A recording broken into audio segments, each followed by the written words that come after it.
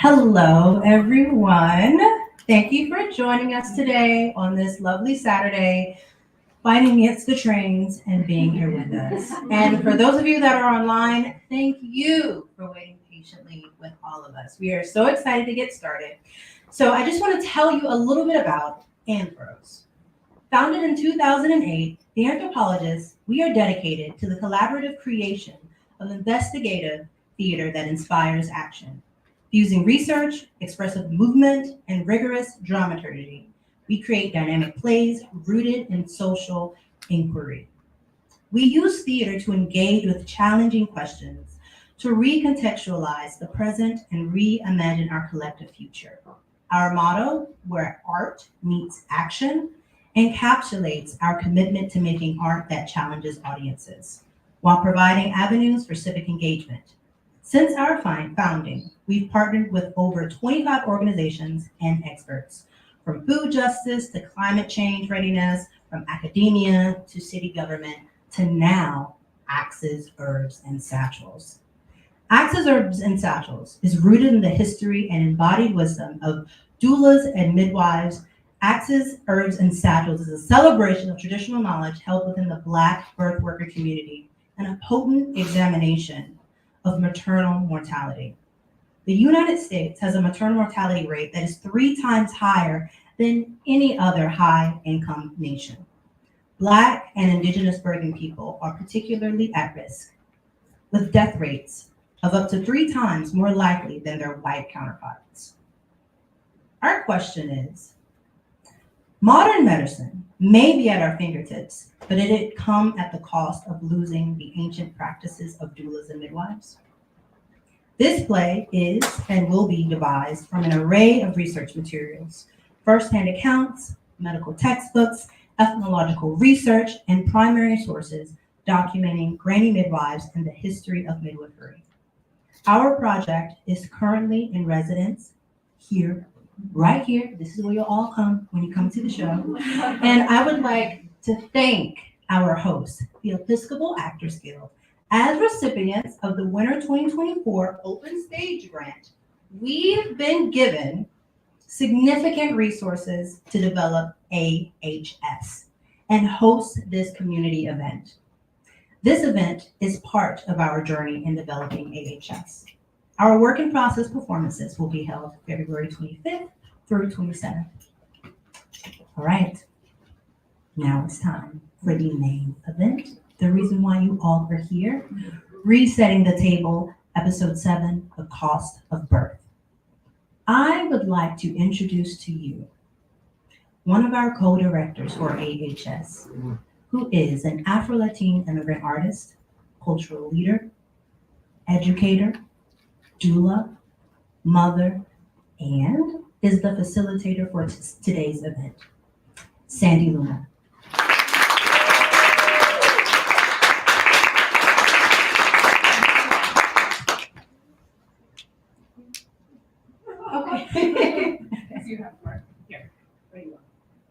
We're trying to decide where. See, this is how we devise. This is how it happens. We're watching the magic happen. Hi, everyone. So I'd like to introduce our panelists, and I'm gonna read, but then we're gonna get into a really juicy, informal conversation.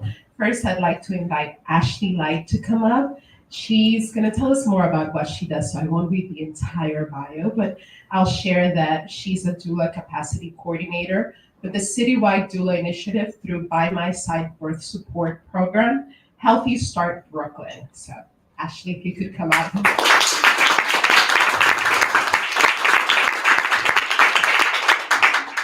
And I I'd like to introduce you to a collaborator, co-deviser, Nadia Bondi, who is a Black queer, mad disabled mother, scholar, multimedia artist, and mental health doula in Brooklyn, New York.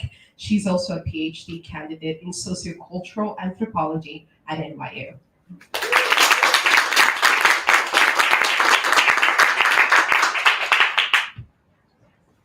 So to start, I'd like to share that through this process of creating access herbs and satchels, we've been really leaning into ritual and leaning into the kind of processes we have found existed in midwifery work and doula work.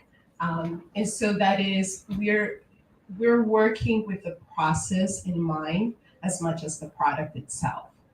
So in that vein, I'd like to ask you to look around and say hello to someone near you, because as of right now, we're in community. And for those of you who are watching us, if you have someone near you, say hello to them.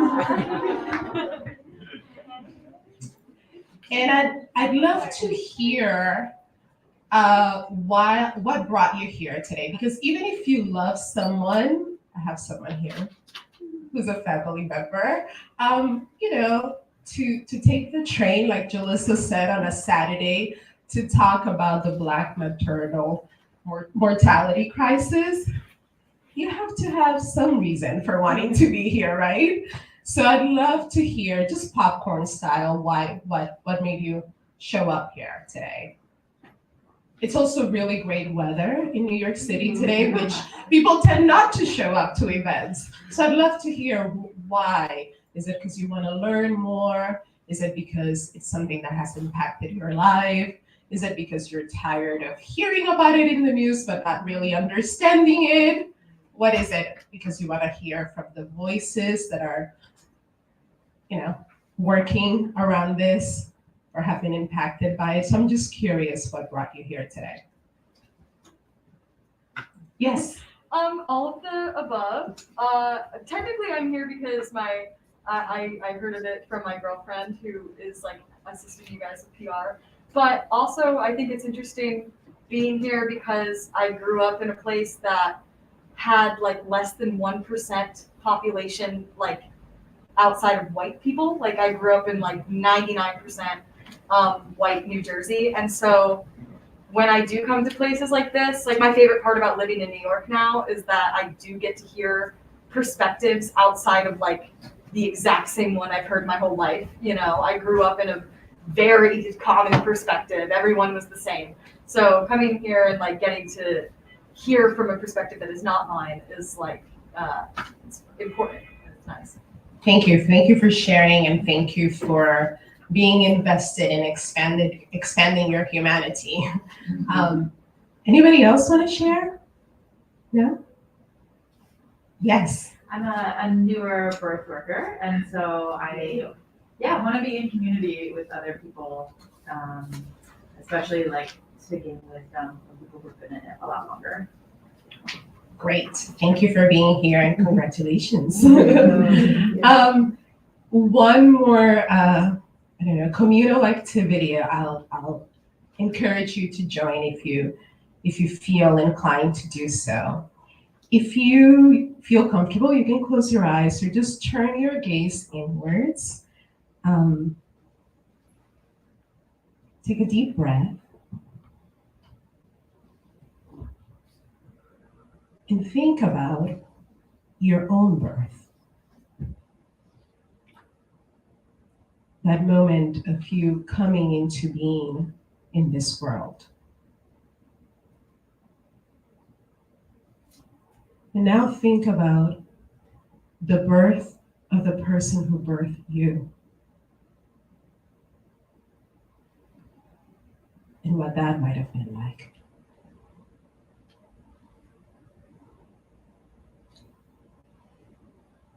And now think about the birth of that person who birthed the person who birthed you.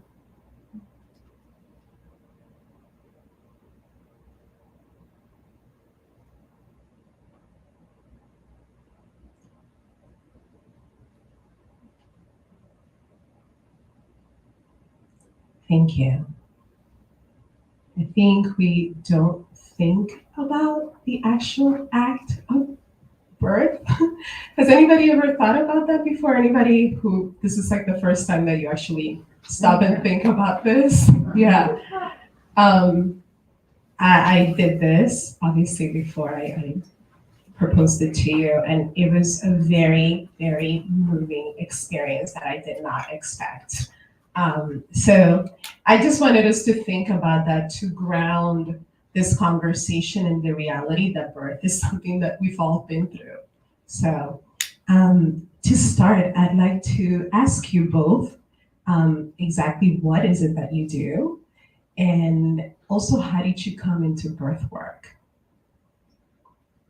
You, yeah. I can give you this one actually. Hello, everyone. Good afternoon. My name is Ashley Late. And the way that I got into birth work, I would start off by saying a little bit about my experience before I go into my education. I'm the eldest of three girls, born to Jillian Karen Dean Light, who was born to Enid Archer, who was born to Mahalia Archer. It's really important to say those names. Those two of those women are no longer here with us or with me physically, but I know that I am here because of them. And their experiences is what really brought me to this space. So going back, as the eldest daughter of Jillian Karen Dean, I took on a lot of responsibilities to kind of like help out and support my sisters, help out and support other family members. I was pretty much almost like an extension of Jillian's hands. She also being an eldest daughter of Enid. So with that being said, I kind of always had this very maternal kind of caring, nurturing aura about me. I feel like it is a gift that has been given to me. Through that, I actually supported my first birth when I was 23. My best friend at the time got pregnant. She did not have the support of a partner, so I pretty much was the one who kind of went to appointments with her. I also kind of guided her through the process of looking up and researching, where do we go? Where do you get services? Where do we find a clinic? Thank you. Also, supporting that birth, she did not have the support of a partner at that precise point in time either. So I felt that, being the big sister that I always have been, here I am, I'm gonna step in to support her. And that I did. And from there, I just felt a calling, like, this was a really good experience. Like, she eventually came out and said, you really supported me. I don't think I could have done this without you. Even though she had brothers, she didn't have sisters. So I was kind of that person to walk with her. Another person to experience this with her through her eyes. From there, I kind of got interested in birth work. I went to SUNY Downstate, studied community health. And from there, that's when I started to realize and hear about the maternal crisis that was going on and the poor numbers that we're experiencing nationwide across the United States, and comparing it to other countries, and it's just terrible. From there, then I found out even more that Black, brown, Latino women, specifically in New York City, in Brooklyn, New York, where I'm from, were 9 times more likely to die of some type of maternal health related crisis or maternal health condition due to pregnancy. Sorry, forgive me. But nonetheless, from there, I felt it was important for me to do this work for myself, for my mother, who came to this country, and she did not have Enid with her because Enid passed away shortly after giving birth to her second child. My mother, who was forced into a C-section because she was new to the country and didn't have someone to guide her. And also for Mahalia, who's my great grandmother. She's the person who was able to give birth to 6 children naturally in her home in a village in Georgetown in Essequibo, Guyana, without the support or the support that we determine necessary in these days, or going to a hospital. She definitely had care. There was a midwife in the village who took care of everyone who got pregnant. Um, but Enid's experience was very much different because she was into a modernized um, environment, and Jillian's experience is definitely different because she's come to the United States even more modernized. And I think it ties right back to today's conversation about how are we staying true to our ancestral history and the stories, and also the tools and the skills that they've given us, so that we can still have this experience of birth, which should be a celebration, a communal event, instead of something that's scary and scientific and seen as a project. Thank you so much for sharing, and I just want to shout out as a one Guyanese sister to another. It's so important to really honor our roots and our ancestors. So as you could tell from my bio, I wear very many hats. So I'm going to intersperse how all of those things connect. But my initiation into birth work, reproductive mental health, which is my focus, actually was when I was 18 years old, when I was psychiatrically, involuntarily hospitalized, diagnosed with bipolar disorder. And the first thing that came to my mind when I received this diagnosis was, I'm going to be a terrible mother. And nobody told me this, right? But by 18 years old, there was probably enough stigma, there was probably enough images in the media, enough stories, enough shame, that is something that was already so deeply rooted in me at 18 years old. So I would say that's where my journey started. And skipping, through all the struggles to kind of figure out medication, figure out how to take care of myself. Is this real? Is it not? Is it spiritual? Is it medical? Moving to after college, I graduated from Barnard College with an Africana Studies and dance major. That's when I say my anthropology really began, because I didn't grow up in the U.S. I graduated from high school in Switzerland, and I really went to college to learn, okay, how do I be Black? How do I be American?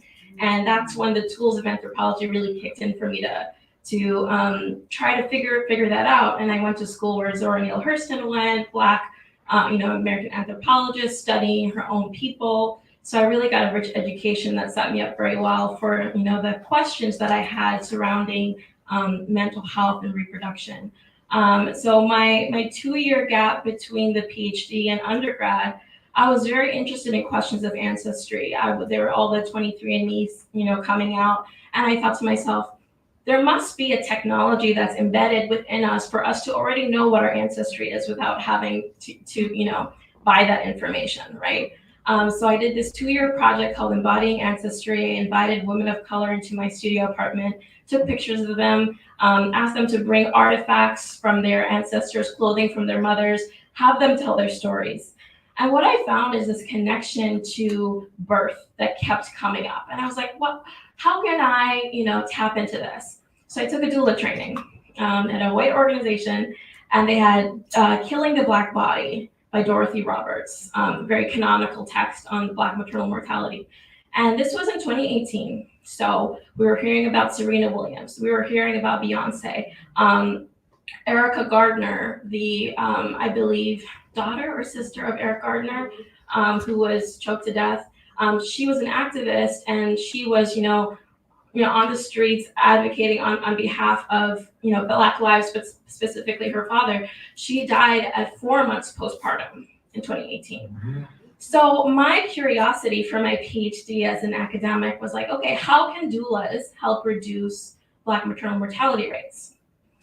And I trained, and I was my first client. I became pregnant, and that refrain of "you're going to be a terrible mother" was still there. So I went off my medication, because that's what a good mother does, right? We don't poison our children with medication, right? That was the taboo lie that I believed that actually made me sacrifice myself for the quote unquote health of my child. When now I know that was not necessary. The medication I was on would be perfectly safe. So throughout my pregnancy, unlike, we hear a lot about postpartum depression, or even postpartum psychosis, I went through depression, suicidality, mania, psychosis, all during my pregnancy. Pretty much unheard of. And, I'm really passionate about the mind-body connection because we hear a lot about mortality rates, physical reasons, stroke, heart attack. For these mortality rates, we're not thinking about stress. We're not thinking about mental health and the mind-body connection. So when I was pregnant in my second trimester, I think because the mania was just so acute, my retina detached.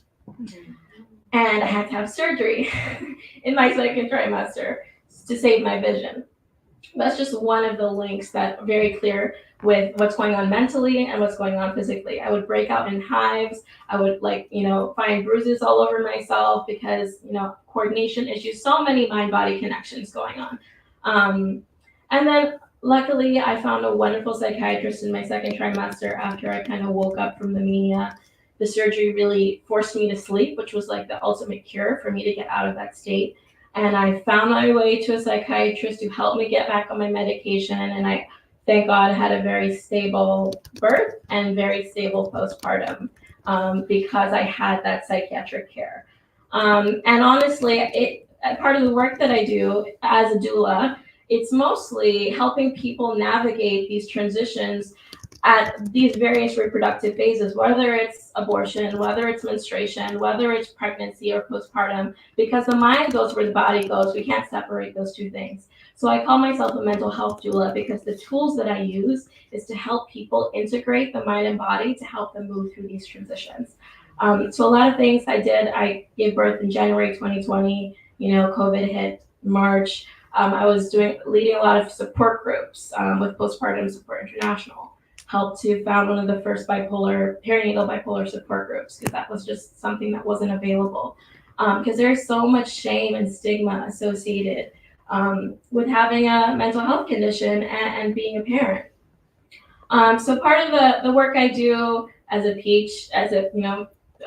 soon to be Dr. Nadia Naomi Mbonde, is to have people, number one, look at the mind-body connection, but also that the reproductive mental health care starts at menstruation. And we have to go through the whole entire spectrum all the way to menopause, which is something that we are ignoring. And if we look at some of the things that we're struggling with at these other points, it kind of forecasts what we may deal with in menopause. So that's the kind of integrated care that I advocate for OBs to work with psychiatrists and for when people get their first diagnosis of something that in their therapy or in their psychiatry appointments, people are talking to them about their reproductive options. What medications can you take that will be an issue or not an issue with pregnancy, or those kinds of planning. Because when I got pregnant, I had no information about how to do any of that.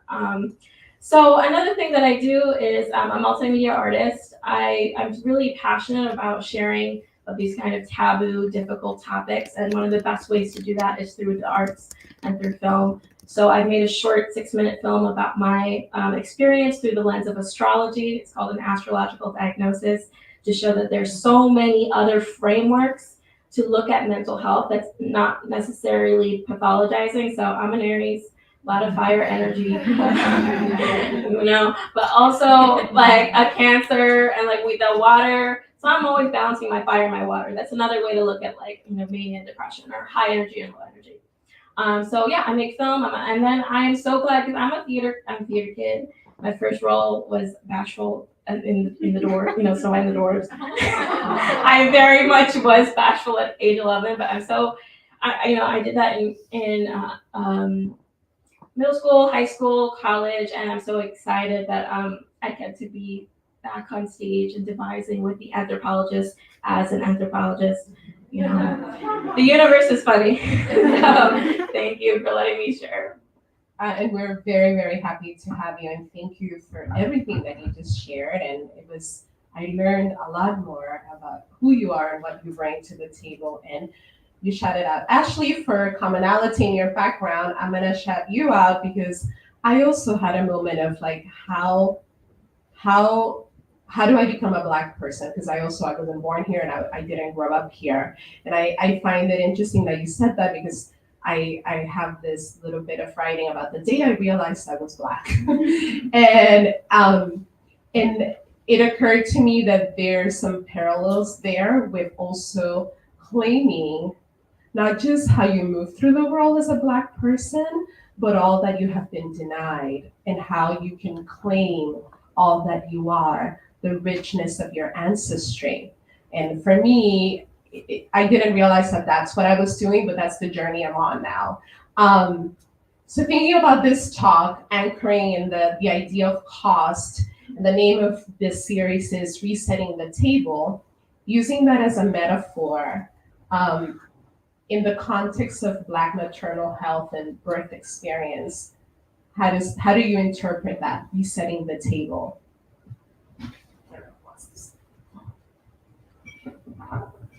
So for me, resetting the table really means that we are coming to this space to really make a decision as far as how we are moving forward with addressing the topic that we're here to gather, that we're gathered here today to discuss, right?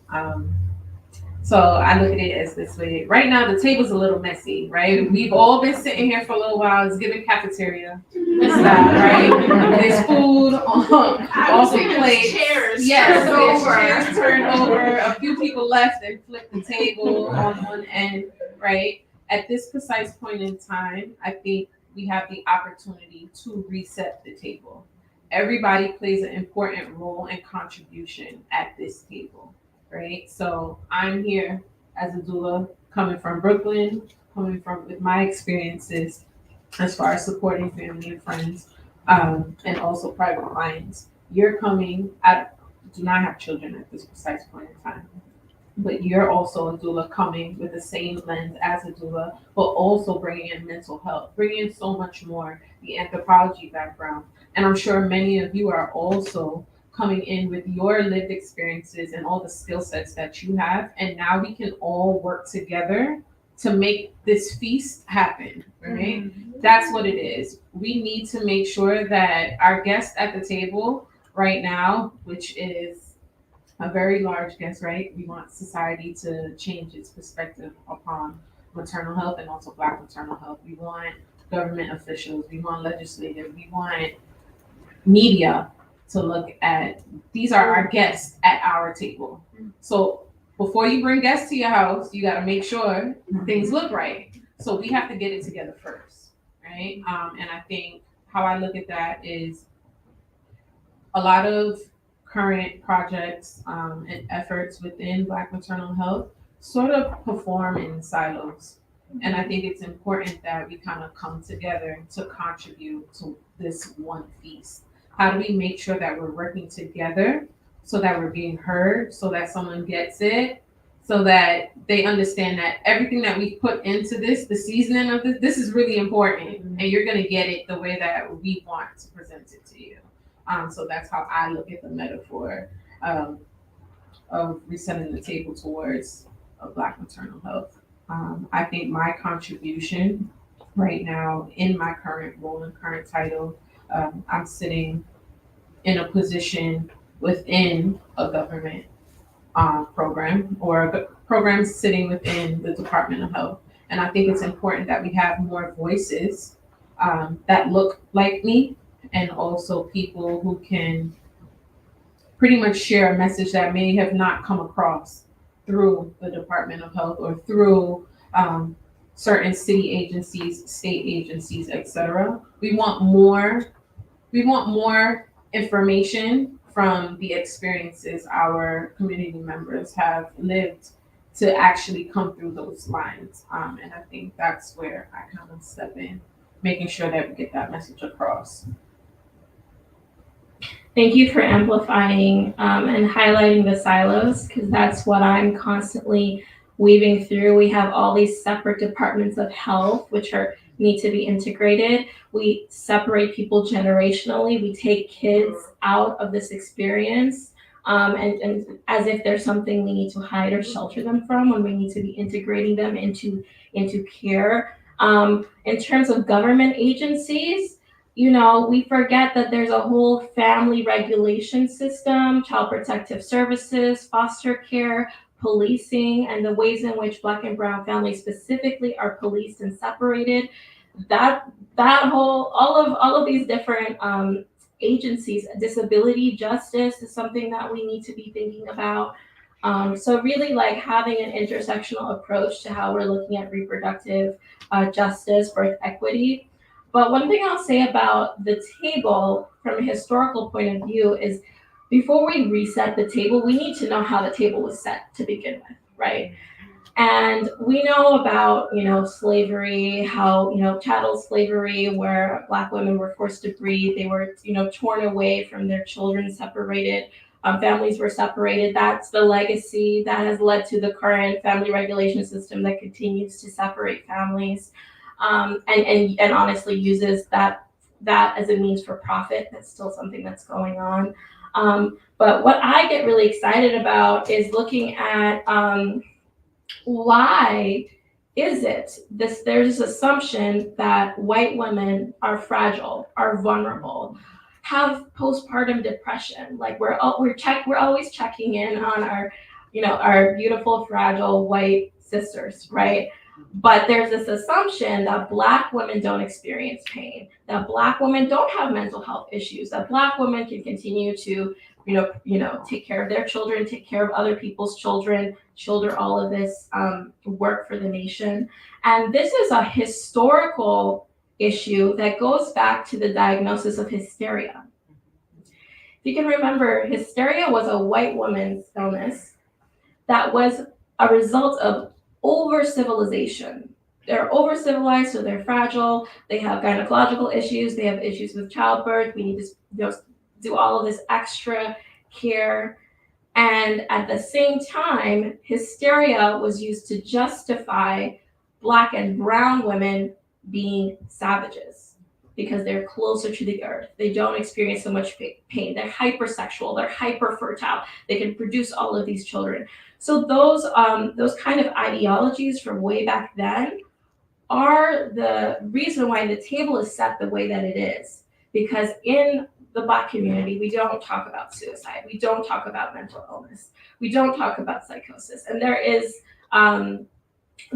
a more punishment associated with, Black people in general, having those experiences, those conditions, those diagnoses. And that's a problem, right? Because as a Black woman, I went into childbirth like worried that I was gonna, die on the table, when really I was gonna take my life while pregnant. And I had no idea that was completely normal for what I was experiencing. Because another thing with reproductive mental health, it's a social problem.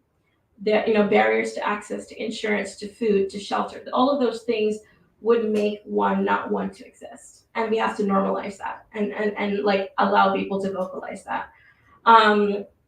And yeah, one of the things that we don't talk about with these mortality rates across the board for all birthing people is that suicide is one of the leading causes of maternal death. And the most suicides happen in the postpartum period. We don't talk about that. And when we talk about that, we're talking about white women. When, there's not enough data on this. So for black birthing people, suicide isn't the leading cause, but in terms of suicidality, it's much higher. The suicidal thoughts are much higher around with Black and brown women. And why is that? We need to be paying attention to what is going on throughout the entire spectrum of mind body conditions. So when I look at the table and how it's set, the way I want to reset the table is that we all, as people, have access to emotions, vulnerability, fragility, stress, distress, trauma. We are not more susceptible, immune from pain than any other person. Really bringing back Black people and brown people's humanity is one of the most basic ways that we can begin to reset the table. Ooh. So much to unpack there, and I so appreciate everything you both said. I myself live in the Bronx now, yes, but I gave birth in Brooklyn, my first experience giving birth, and I decided to go to a birthing center because I thought it would be a more holistic, a more natural, although I'm always cautious to use that word, more informed by not just medicine way of birthing. And it's a case of every system letting me down. The birthing center was losing its funding while I was a client, so I didn't have any continuity of care. Midwives were getting into arguments with me, which I wonder if it would have happened had I been a white woman pregnant. And then I ended up being transferred to Coney Island Hospital, where I had, I'm not gonna get into the details, but just a very terrifying experience when I was already 30 hours into labor with a doctor just berating me and trying to push me into a C-section. And I'm gonna name this, my partner's a white cis man. And even being white adjacent did not help me. Being someone who can advocate for herself did not help me. So I really appreciate all those things that you both mentioned. And I went into a deep depression right after giving birth. And my partner went back to work. My mother, from the beginning, thought I should have had a C-section because culturally, in my country, Dominican Republic, we associate C-sections with being more advanced, speaking of cost. And what we have lost, I can't even begin to name it by thinking in that way. And so it had huge mental health impact in my life and how I began my journey as a mother. So I invite you all to think about how we treat women particularly differently based on their skin color. And not to be flip about it, but I recently read a post who said, I don't know why people keep comparing Beyonce and Taylor Swift, because if they were both stuck in an island, Taylor Swift would be saved by a helicopter. They would airlift her out of there, and Beyonce would be expected to swim back. And it's not to be flip, but there is something to that when Serena Williams goes through this, So talking more specifically about the cost, if you could speak about in your experience, and I think you've already touched on this, the non-financial costs associated with birthing to Black and Brown families in the current system that we live in and operate in. Whoever wants to start.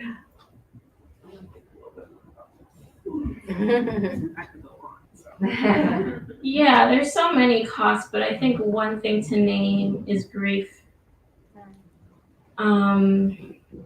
Not just death, if we lose the child, if we lose the birthing person, but like grieving the birth experience we wished we had, right? Like I wished that I could birth at home with a midwife.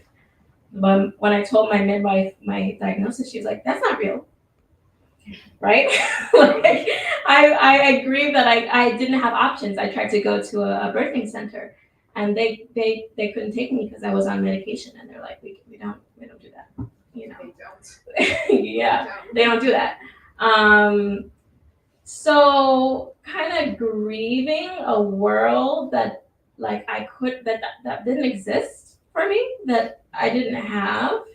Like, can you imagine the grief of an 18-year-old who hasn't even figured out her life, does not have a life partner, hasn't gotten a job, hasn't figured out what she wants to do, but already grieving motherhood at that age? So I think grief is such a huge cost, especially when it's unresolved, especially when we don't have ritual around moving through that and community around moving through that. Another experience that I had very close to conceiving my daughter was a miscarriage. and how I knew very intimately that I was pregnant and I lost this child at 8 weeks.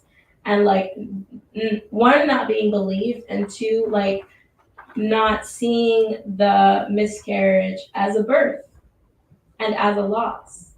And like, there was no funeral, there was no ritual around moving through that, right? There's so many moments of loss when you become a mother. You lose your old self. You die. The old version of you has died, and you birthed a new being. But there's grief. There's grief around that. I'm sure there's a lot of grief in menopause. So I think we are a sick society because in general we don't know how to grieve. We don't give time and space. We don't have ritual. We have to go back to work. We have to be productive. And at what cost? That was really good. I want to see. It actually got me thinking.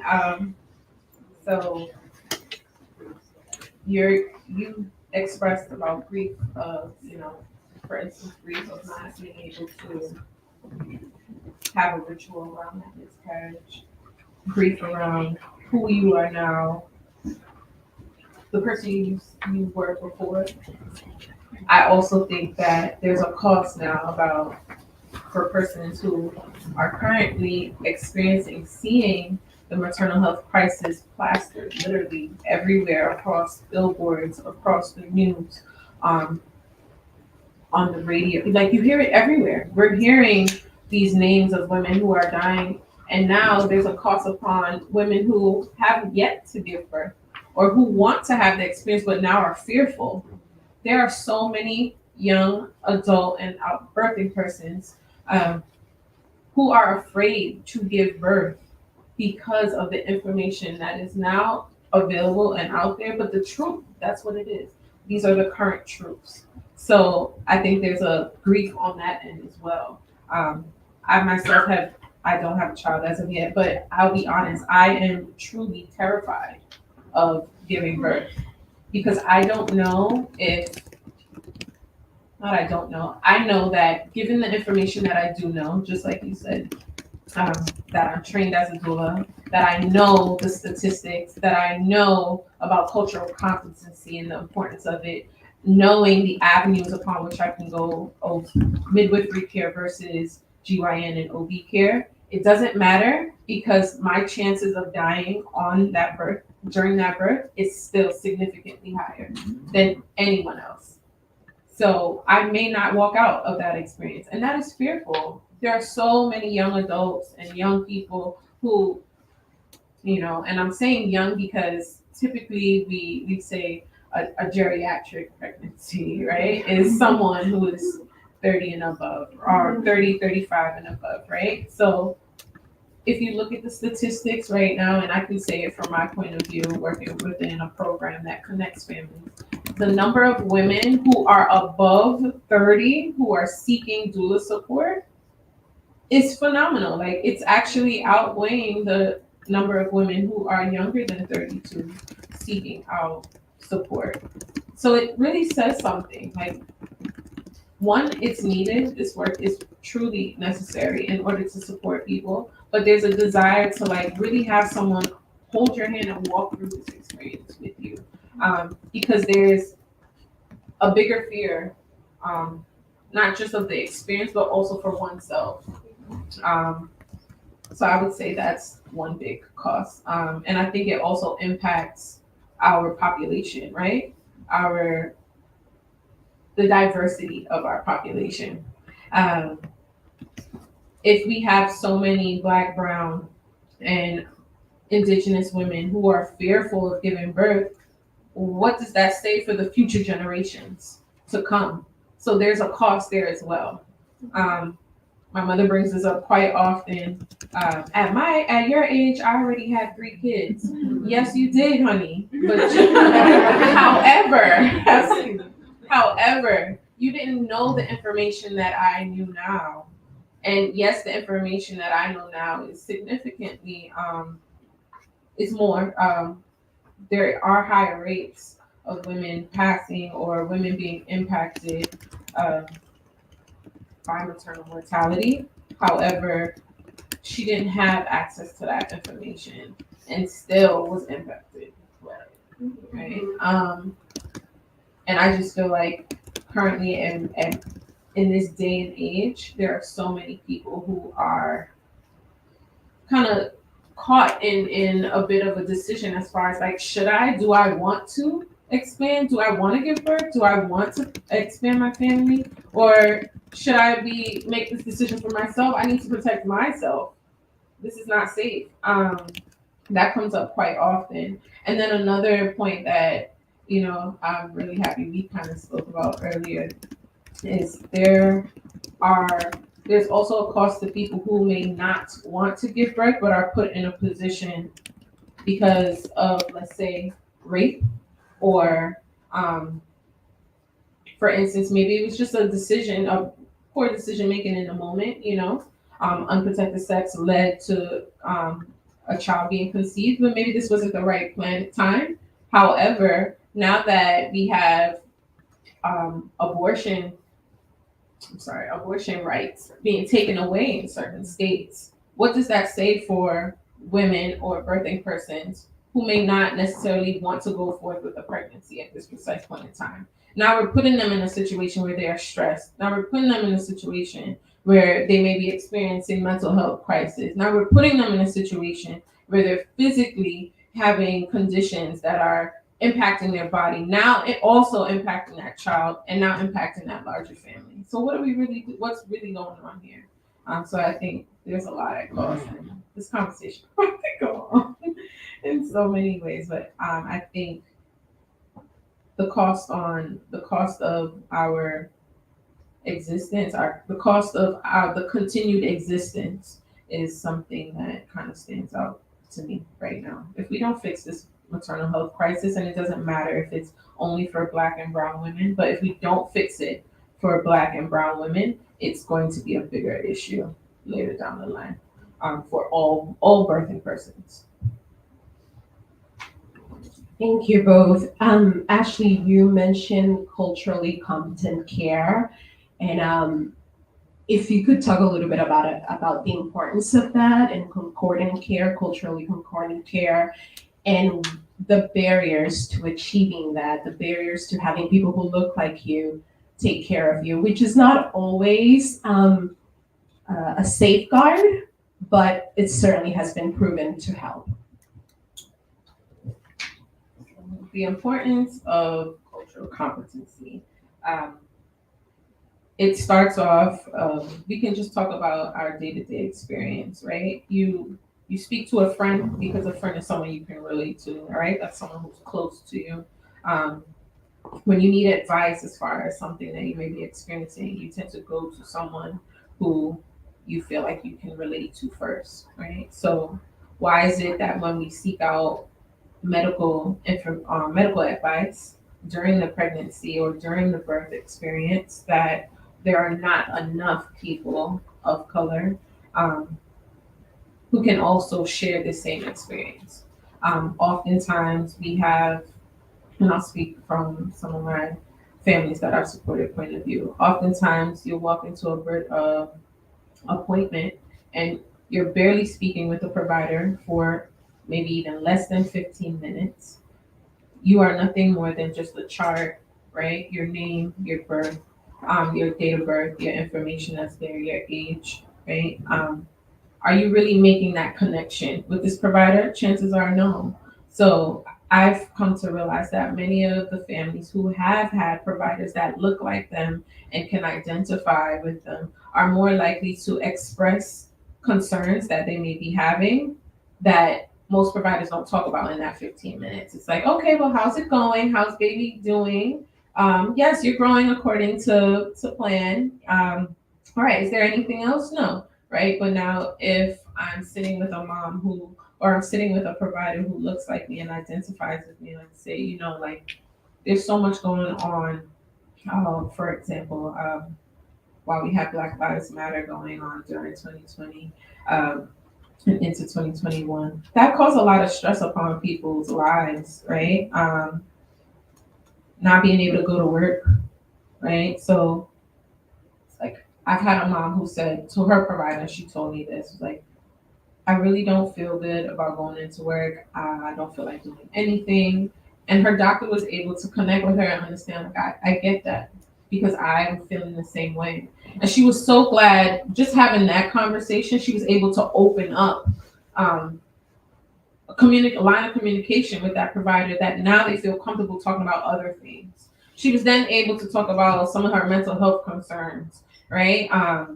Now she had a previous pregnancy. She never knew about postpartum depression, but she's like, I think I may have experienced postpartum depression. They were able to talk about that now because she felt like, all right, I'm talking to someone I can relate to at this precise point. Chances of mom having that conversation with a white cis male, most OBs, highly unlikely. So that's just one example.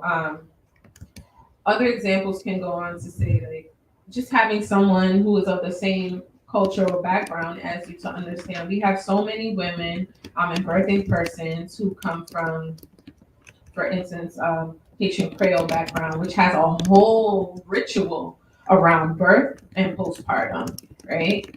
A mom was not able to do that in her birthing experience because, again, coming from Haiti and coming into the United States, believing that the United States and our society has better health practices, was under the impression that, okay, maybe I shouldn't do that.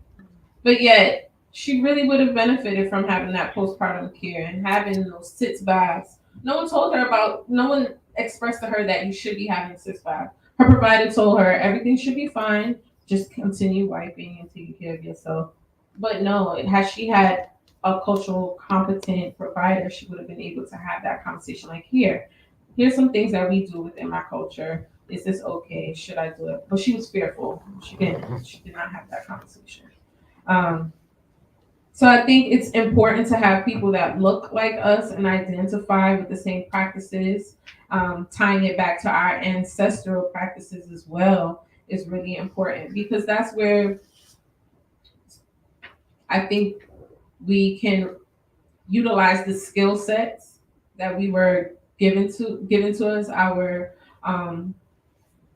skills and gifts, I would say, that were given to us to make sure that we're protecting the families around us or within our community. Thank you. Nadia, you touched on some of the historical and cultural factors that have led us to where we are now, this crisis.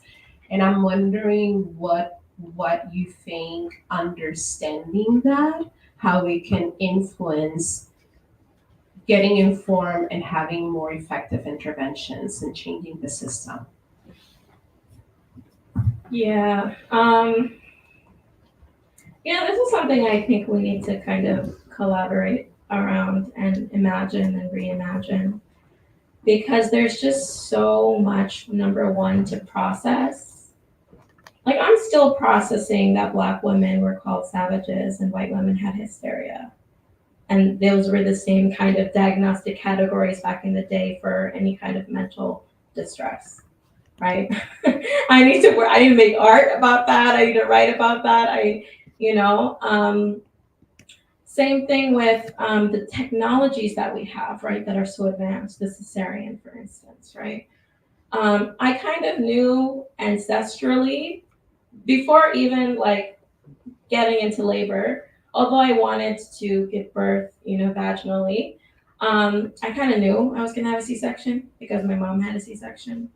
And by the time all these interventions happened and it got to that point of like, this is an emergency, now we need this, it was just like this inner knowing of, okay, it's fine. I'm about to like, just like the meditation that we did about how did I come here? How did my mom come here? For some reason, like she told me this birth story and it was like, she almost died.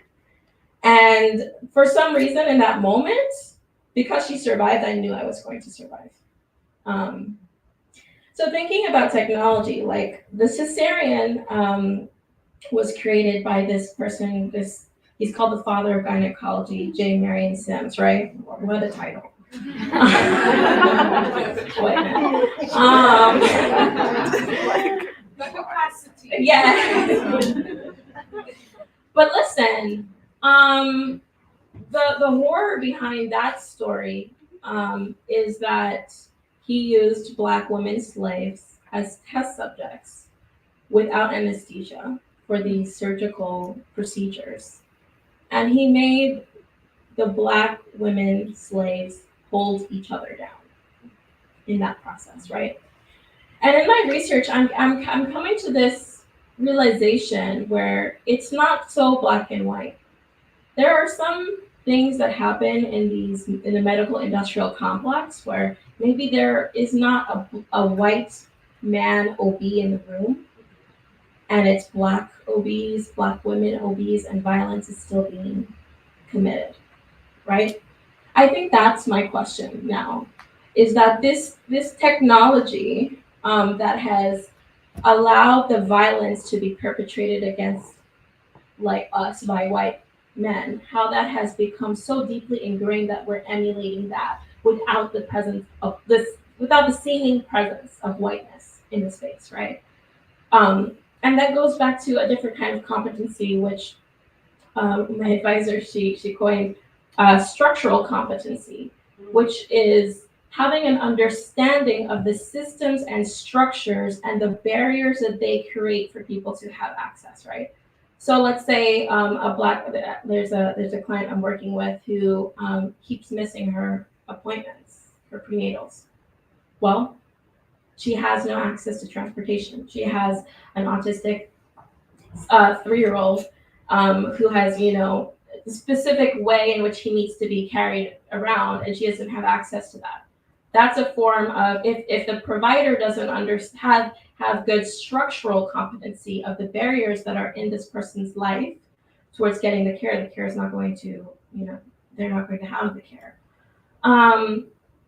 So to be honest, I don't have answers, right? And I think it's important to say when we don't know, because that is an opportunity for us as a community to come together and think, how do we stop this violence that we're perpetrating against each other? What systems are we operating in and ideologies that we're just downloading through these medical texts that we're now inflicting this violence upon each other?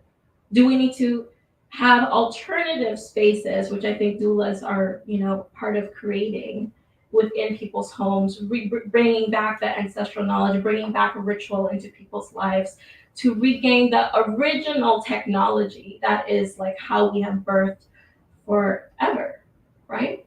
These technologies that we're using right now, which are so violent, are so new, and how can we disrupt them?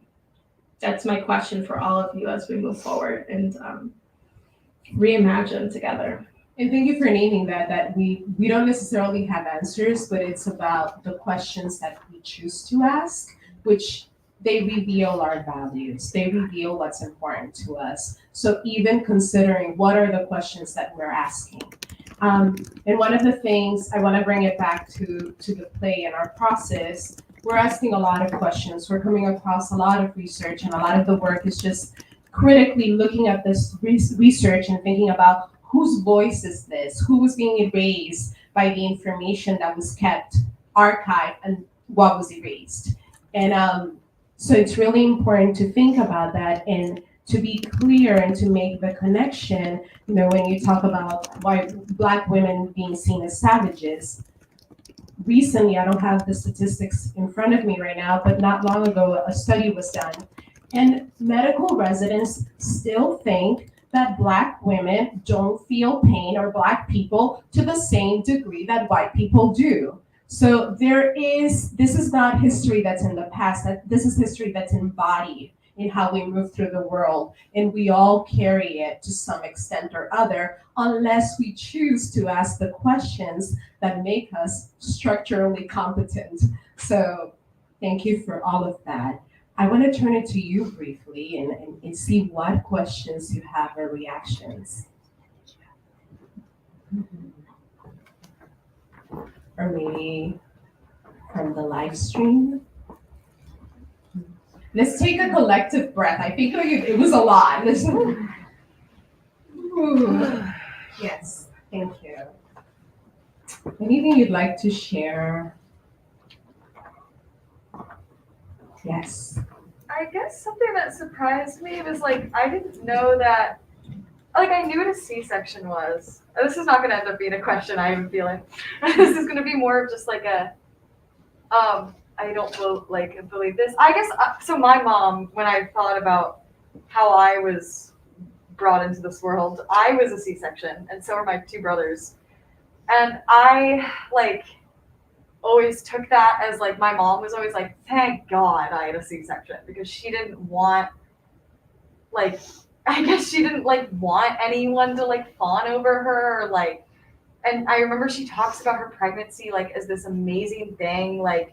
She loved the act of being pregnant, but then the act of birthing was the thing that she didn't want to do, and that was the part that she didn't want to even be awake for, which I think was interesting because you said that it was something that obviously came from a really, really bad practice, right? So at what point did it become something where you had to have money to have a C-section and that was an odd to get to not have to do the birthing process, the point where you're saying I can surpass this. I'll fall asleep and I'll wake up and it'll all be over. I remember when I was young and I thought maybe I might give birth, which I probably won't. But I remember thinking you know what, maybe I would have a C-section, because then I could just close my eyes and it'll all be done. But hearing this, I think there's something to being in a room awake, full of women who are supporting you instead of on a table, I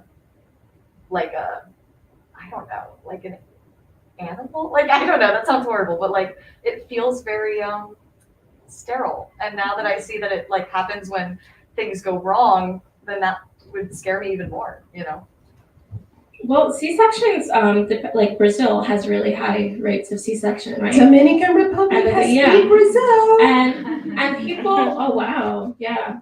Because Brazil, they started tracking. So now doctors, when they do a C-section, they have to fill out a report because it was so high. Because what people were doing, a lot of people were going in early doing the C-section so that you don't gain, that bulk of weight that you gain at the end and for cosmetic reasons. So it's also elective. You can choose. Yeah. And this is considered an upper class thing to choose to have a C-section. And the word sterile that you used is really important.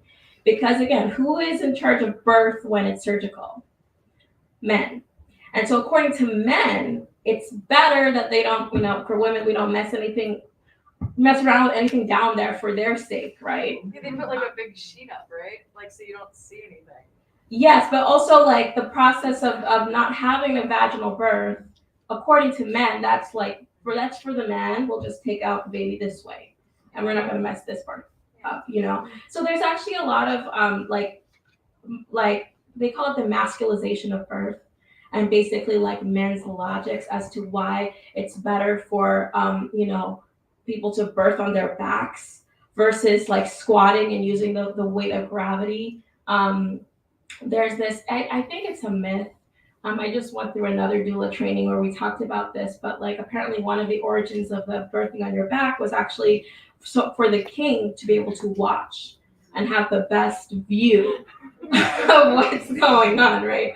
So again, it's who's creating the knowledge and for what purposes, right? And cesareans are life-saving, right? When it's absolutely necessary, when there's a cord around the baby's neck or someone's losing, not breathing properly or the baby is breached. And it is a life-saving technology, but the rate at which it's being used also just so that if the doctor wants to go to their golf game, they're okay, let's cut this labor in half and so they can go. So there's a lot of cost and profit reasons as to why there's such high rates that are non-medical, non-necessities. Yeah, I was going to say C-sections to me feel very much like a consumer process, like a consumer product that a lot of people choose. I had a friend tell me, why do you want to labor? you should go to my hospital. It was like a hotel. Like I could pick from the menu, right? And so it's really interesting. It's like, do you want to be a consumer when you're bringing a human into the world? Is that your priority? And that being said, I do think C-sections can be life-saving, but they don't have to be so violent. So I went through an incredibly violent, vile experience with my first kid. The second one, I found an OB and a wonderful doula who I ended up having a C-section again, but because of a midwife that was on the floor and an OB who wasn't too proud to ask her, she did an exam on me, a very simple one that OBs don't know how to do. And she was able to tell that because of the way my body is built, I'm unable to birth these babies that have giant heads, which is my two kids. and that was not a traumatizing experience, right? That's science being used for the sake of keeping my human experience intact, right? Rather than turning me into a consumer. That's how I see it. And also to add to the point about the masculinity of the birth experience and why tying that into why C-sections are may be preferred, we have to also remember that the United States and first world countries, capitalism plays a role as well, right? So there's an industry that has been created by men around the birth space. Prior to that, men were not really in this birthing space. This was a women-centered, women-focused arena, right? And also, it wasn't something that had any type of cost attached to it, right?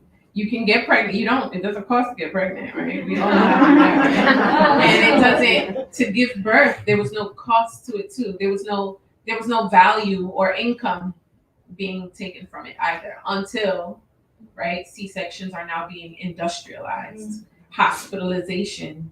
Birth is now being brought to the hospitals and now creating a system that now changes the perspective of birth. Birth is not happening in the home anymore or in a cultural lens or in a cultural space. It's now to the belief where even countries, right, are on a larger spectrum thinking that everyone must come to a hospital to give birth. And that's not necessarily the case.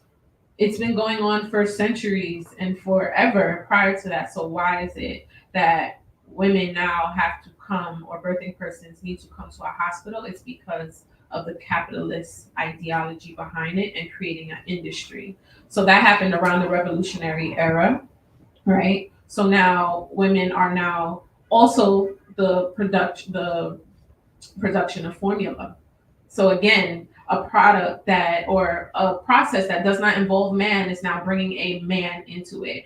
All right, how do we make sure that our women can breastfeed but also work? Or how do we make sure that now I can be involved? Or how do I monetize off of this? These are all the ideas that have brought the birth experience have created an industry from the birth experience. And I think thinking about it from my mother's lens, or someone an immigrant standpoint, right? So when you believe that the United States or these first world countries have the best health systems, you're going to believe that anything that they're doing is the right way to go. So many women come to the United States or come to first world countries thinking that they're going to get the best care, because for centuries, this is what has been taught. This is embedded within the beliefs at this point, like Nadia said. So my mother came here thinking that she was going to get the best healthcare, she was going to have the best birth experience, but she in turn had to have a C-section. And honestly, she gave birth at 37 weeks because she went in for an appointment with her OB, and I think her pressure was high. And they then induced her, and that's how I was born. she still had a few more weeks. She could have Yeah. still remained pregnant, but also she didn't know any better, right? And she believed, well, if the doctor, and she still says it today, if the doctor says it, then it must be true. It must be right, right? So there are some women who may choose to want to have a C-section, but even that decision is deeply rooted in the belief that the healthcare system prioritizes the well-being of women. But that necessarily is not the case, because we have to remember where this stems from, where this is an industry that has been created solely for the benefit of men to take part and have a role within the system. Thank you for that. And I see some hands, and this makes me think of how come we're so uncomfortable with uncertainty, and who benefits from that. There was a hand. Yeah. Hi, yeah. I wanted, something that Nadia said earlier really resonated with me about just exploring what technologies exist and what are the embodied technologies that we already have, and how do we get those stories out. And it reminded me of the work of Kimberly Seals Alders and her Birthright podcast. And what she speaks to is joy. And what can we learn from joy in birth? Particularly, what can we learn from Black joy? And I think asking that question can reveal a lot of that embodied technology that you spoke to, Nadia. And I think that having a balance creates an opportunity to not be inundated with all of the negative kind of sensationalized information that's out there that pits birth one way, especially when we're talking about Black maternal birth and Black maternal health. We only see it as negative. We don't hold space for the positive and joyful stories. And what we lose and what we grieve and what is not centered is when we do have empowered, powerful experiences. And so this speaks very personally to me as someone who had 2 joyful birth experiences that were in my home in Harlem. And for years, how I didn't talk about it because I didn't really feel entitled to, as a Black woman, to have a joyful birth experience twice, right? Because that's not like, I felt in a lot of ways that I was like almost performing whiteness by having home births. So good. Thank you. Thank you for saying that. And one of the things in the process of the play that we've been careful to do is what we choose to embody through the work, and making sure that we're not leaning into the already existing narrative, but actually digging deeper into the possibilities. Melissa? Well, I have to introduce you. I think it's a question back. In terms of recent legislation in New York State that is now compensating for doula care under Medicaid, and doulas as a role that can help reduce harm during a birthing experience. I'm just interested to dig in a little bit more as to like not only what the benefits are to that, but are there other hidden costs that aren't visible? That on the surface it seems very positive that now doula services can be reimbursed under Medicaid. Like, does that help expand access? Does it, what's the inverse of that? So current legislation expanding doula care to be covered under Medicaid is amazing. It's something that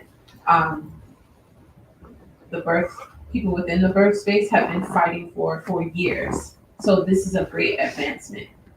I think because of the challenges Medicaid has within itself, you are pretty much we're now standing on a rocky foundation. So it's a problem that we are trying to find a solution, and now we're putting it on top of an already rocky situation, which is Medicaid being Medicaid reimbursed services.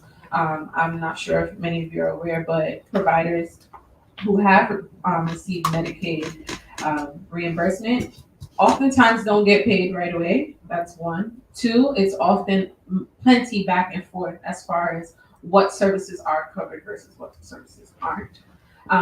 So again, I'm very grateful for that opportunity that now more people, this expands so much services that may have not been available before or aware, people were aware of before, to certain communities, which is great. And I think it's going to be up to the healthcare companies who are going to provide the Medicaid benefits to also expand knowledge to their recipients or to their insurers to make sure that they're aware of this benefit, not that it just gets lost in the fine print or gets lost and only available for people who ask for it. So there's that. But tying it back now, I feel very much so that we need to really think about also the providers. It's not just about the cost or how much someone can pay for a home birth. That's not only it. I think there's also the cost as far as the education that our providers are receiving.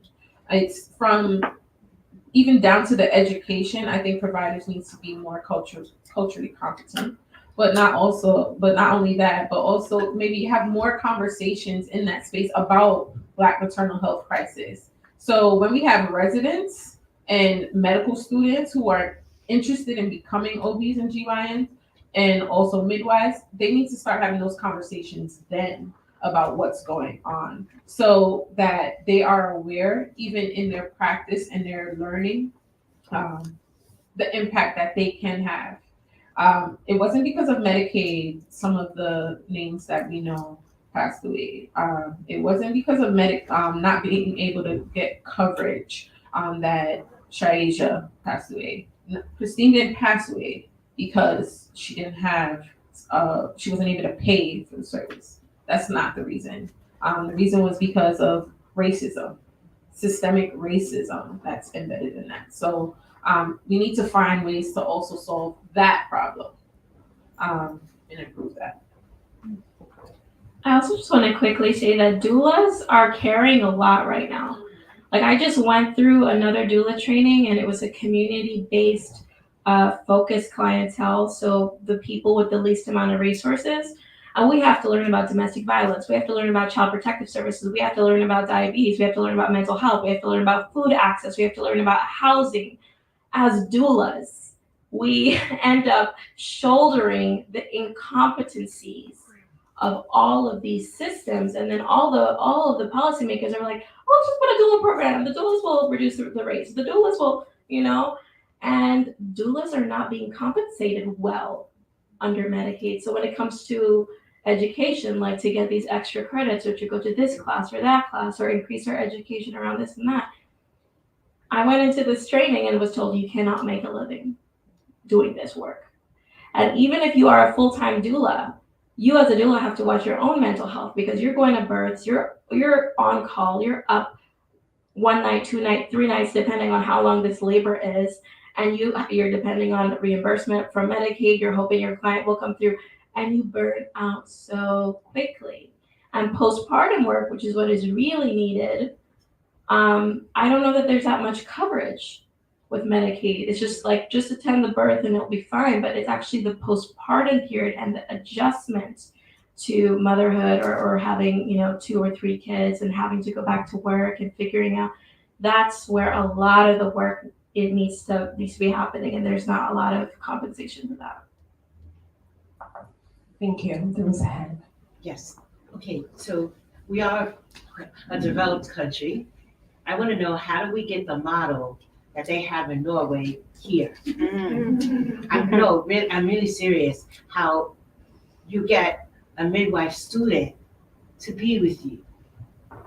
And we're not talking someone to do the dishes, right? Like, how do we get this type of partnership created? We've given it a title of postpartum care, but actually it's just the next level of care. How do we get that? And it's not that they're smarter than we are. We just, our system isn't working efficiently. You want a woman to return to work? Then let's take a look at what other countries are doing to have the women be ready to return to work. Because the biggest pitfall here in this developed country is women go back to work and they're not ready. So we're not even gonna talk about like all the mental distress that she goes through and how that affects her performance. Not only at the workplace, but at home. And every time I hear a story of a woman taking herself out and her children out, I can draw a direct correlation.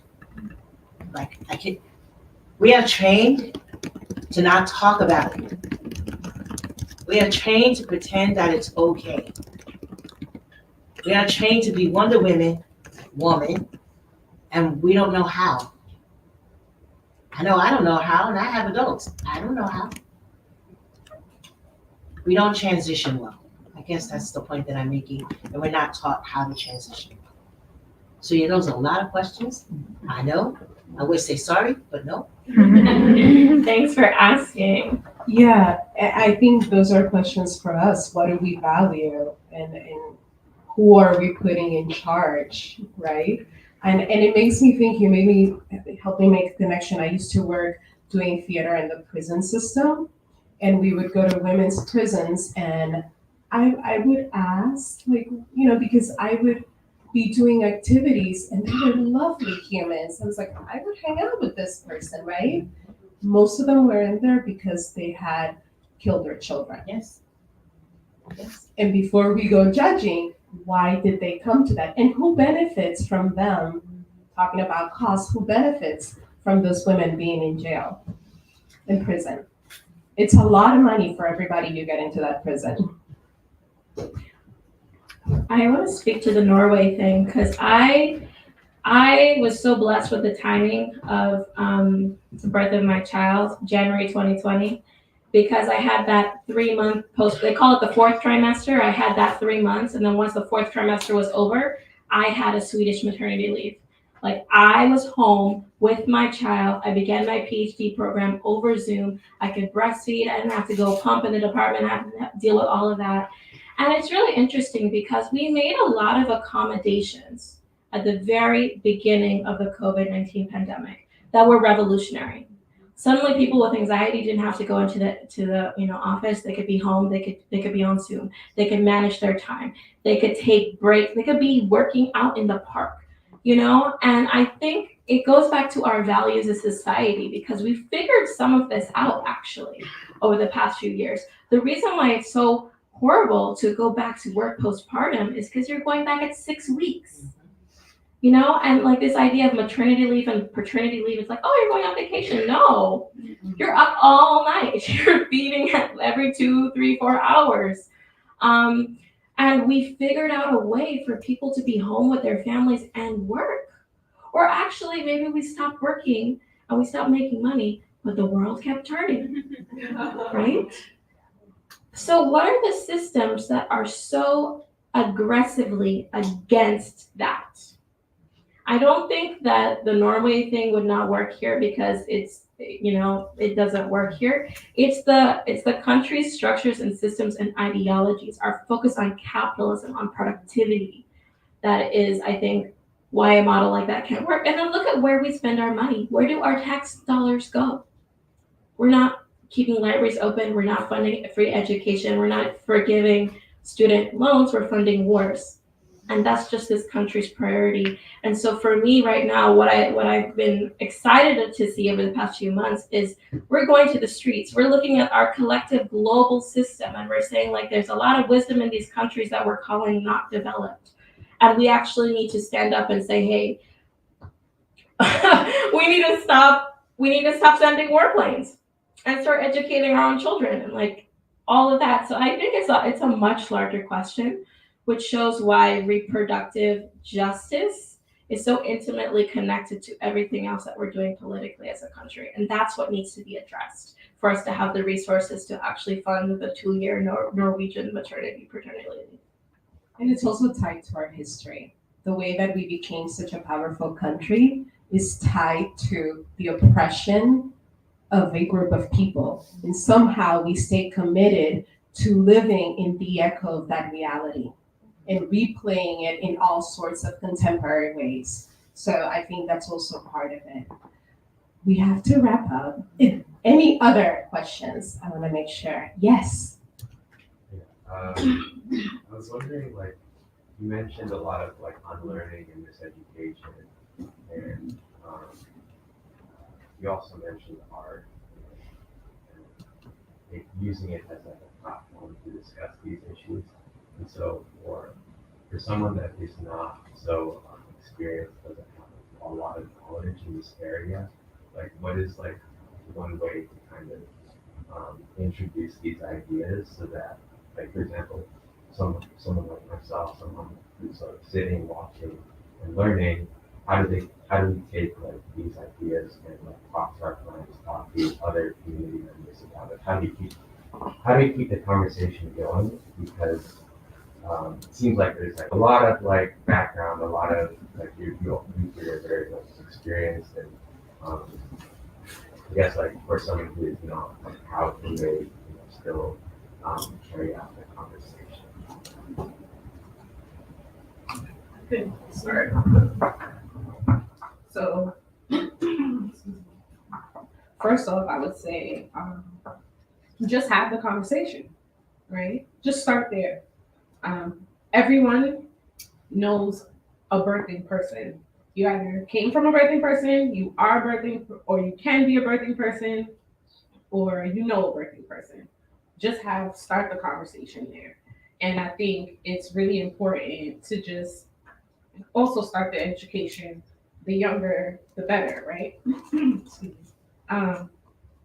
The more frequent we have this conversation and make it normal, I think the more we can come up with better solutions and it be widespread and also be addressed more frequently. Just like Nadia said, tying in reproductive justice to literally everything within our society and how we look at our livelihood, running our government, I think can be a solution, right? We birthed a new generation that we look forward to taking care of, right? Our current generation is currently focused on coming up with solutions to protect the future. So why are we not talking about birth more often? And I think it just needs to happen more normally on a day-to-day basis, in schools, at the workplace, at the doctor's office, more often, not only with birthing persons, but also with partners. And for instance, conceiving, that needs to be a conversation. Also, more conversations around loss, right? Or loss of birth. We have some families also who may not want to give birth, or for instance, persons who are not interested in birth, but again, abortion rights, right? Having more conversations about that so that it's normalized and not deemed negative or demeaning. I think part of it is also internalizing the ways in which you're invested in this. That it's not just an intellectual thing. Like, I hope we don't do to the Black maternal health crisis the same thing that we do to racism, which is it's a Black people's problem. No, Black people are the ones that are at the receiving end and feel the direct impacts of it, but we all suffer from it. So I think it also has to do with internalizing, not just a talking point, but really understanding what does this have to do with me? And like, what kind of human do I want to be? To then have the motivation to be able to articulate this. And I want to go back to something Ashley said earlier about these images that we're seeing plastered. I think that that's where art comes in. The many ways that we can explore in which we can have this conversation that is not re-traumatizing and causing fear for Black people, Black working people. And I want to return to the joy comment, because I think so much of this can be about us imagining together about what we want the world to look like. And just like an Afrofuturist kind of like, if we just take away all the barriers, what do we want to see? What do we want to dream? And really celebrating like the magic truly of our survival. Like, we're still here. I gave birth and I'm still here.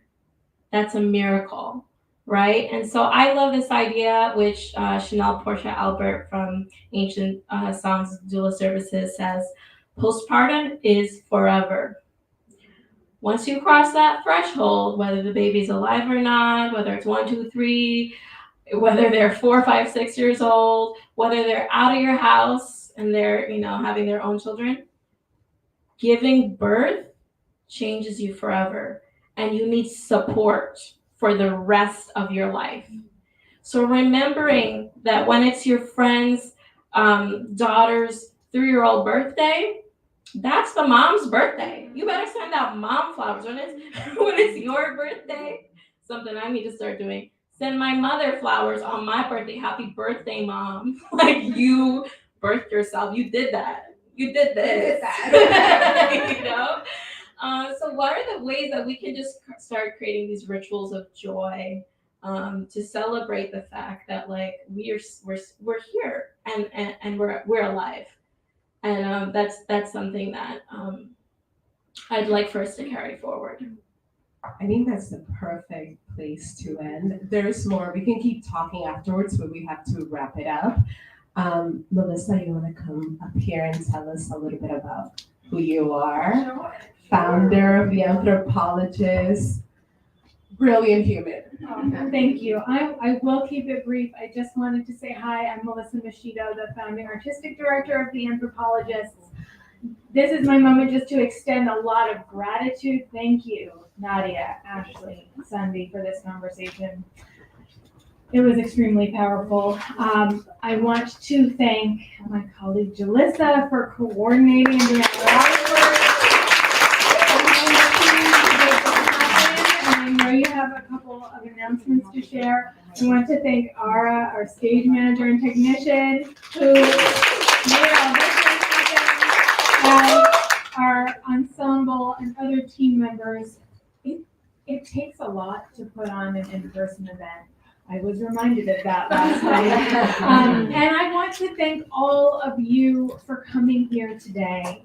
It really means a lot for you to be a part of this conversation that we do hope will continue. And I think this laid the groundwork for about 8 more of these kinds of events. Yes. Now that you all know how to get to Guild Hall, we do look forward to welcoming you back in just 2 weeks when we share our work in process performances of Axes, Herbs, and Satchels.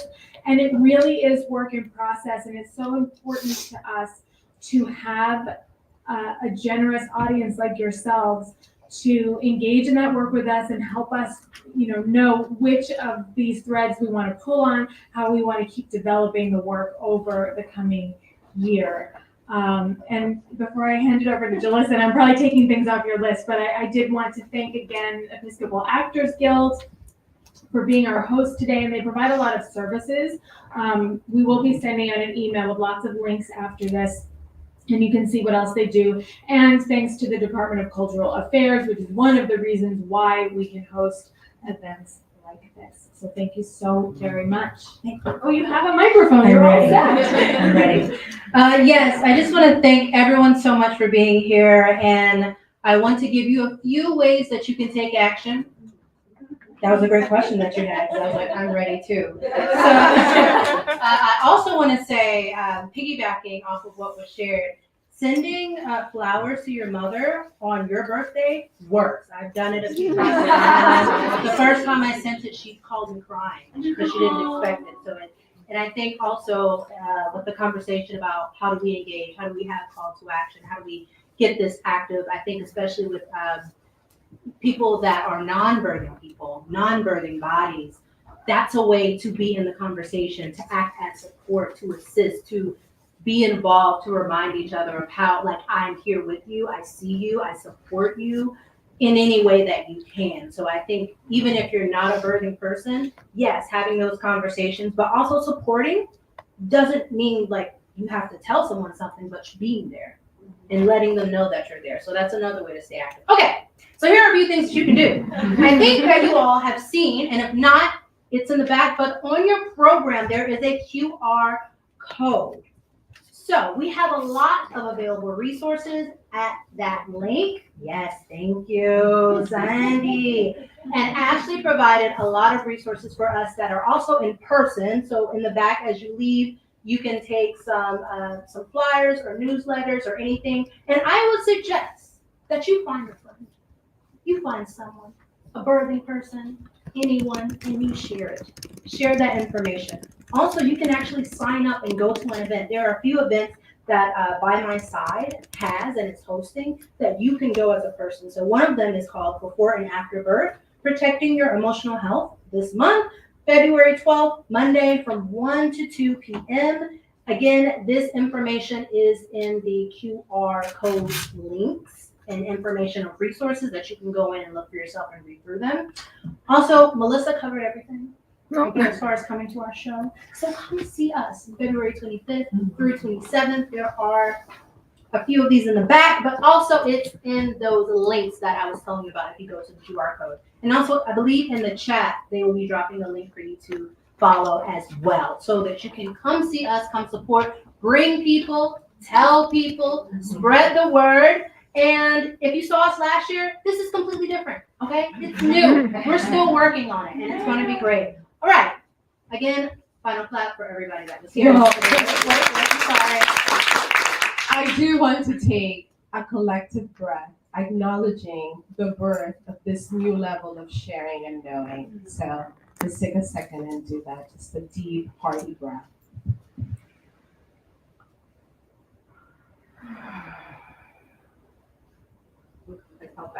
Thank you, everyone. Let's keep the conversation going. Gracias.